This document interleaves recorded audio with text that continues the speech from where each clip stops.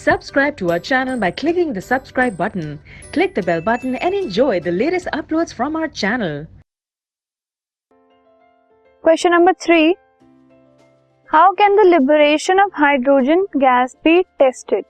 आप कैसे टेस्ट कर सकते हो कि किसी एक रिएक्शन के बाद हाइड्रोजन गैस एमिट हुई है या नहीं?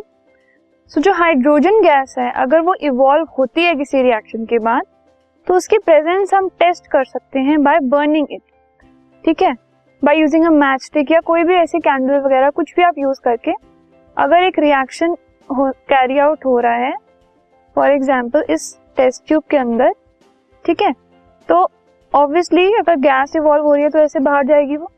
इसके यहाँ पर अगर आप उसको बर्निंग मैच स्टिक या फिर